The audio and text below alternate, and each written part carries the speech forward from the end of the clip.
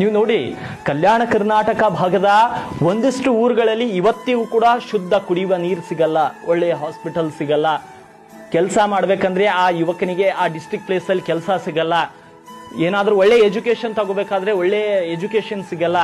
ಆತ ಕೆಲಸಕ್ಕಾಗಿ ಹೈದರಾಬಾದ್, ಮುಂಬೈ, ಪುಣೆಗೆ ವಲಸೆ ಹೋಗ್ತಾನೆ. ಹಾಸ್ಪಿಟಲ್ಗಾಗಿ ನೆರೆಯ ತೆಲಂಗಾಣದ ಹೈದರಾಬಾದ್ಗೆ ಹೋಗ್ತಾ ಇದ್ದಾನೆ, ಸೋಲಾಪುರ್ಗೆ ಹೋಗ್ತಾ ಇದ್ದಾನೆ. ಆದ್ರೆ ಯಾಕೆ ನಮ್ಮ ಕಲ್ಯಾಣ ಕರ್ನಾಟಕ ಭಾಗದಲ್ಲಿ ಯಾಕೆ ಬದಲಾವಣೆ ಆಗ್ತಾ ಇಲ್ಲ? ಇದ್ರ ಹೆಸರು ಹೇಳಿ ಬಂದಂತ ರಾಜಕಾರಣಿಗಳ ಬದುಕು ಮಾತ್ರ ಸಂಪೂರ್ಣವಾಗಿ ಬದಲಾಗಿ ಹೋಗ್ತಾ ಇದೆ. ಫಸ್ಟ್ ಎಲೆಕ್ಷನ್ಗೆ ಬಂದಾಗ ಒಂದು ಇನೋವಾ ಕಾರಲ್ಲಿ ಬಂದಂತಹ MLA ಮತ್ತೆ ಎರಡನೇ ಎಲೆಕ್ಷನ್ಗೆ ಬಂದಾಗ 10 ಇನೋವಾ ಕಾರ್ಗಳನ್ನ ಮೇಂಟೈನ್ ಮಾಡ್ತಿದ್ದಾನೆ. ಕಲ್ಯಾಣ ಕರ್ನಾಟಕದ ಹೆಸರು ಹೇಳಿ ಸಚಿವ ಸ್ಥಾನವನ್ನ ಪಡೆದವರು ಕ್ಯೂ ಗಟ್ಟಲೆ, ಕೋಟಿ ಗಟ್ಟಲೆ ದುಡ್ಡನ್ನ ಮಾಡ್ಕೋತಾ ಇದ್ದಾರೆ. ಅವರ ಆದಾಯ 100 ಪಟ್ಟು ಹೆಚ್ಚಾಗಿದೆ ಕಲ್ಯಾಣ ಕರ್ನಾಟಕದ ರಾಜಕಾರಣಿಗಳದು. ಯಾಕೆ ಕಲ್ಯಾಣ ಕರ್ನಾಟಕ ಭಾಗದಲ್ಲಿ ವಾಸಿಸುವಂತ ಯುವಕರ ಬದುಕು ಬದಲಾಗ್ತಾ ಇಲ್ಲ? ಯಾಕೆ ಜನಸಾಮಾನ್ಯರ ಬದುಕು ಬದಲಾಗ್ತಾ ಇಲ್ಲ?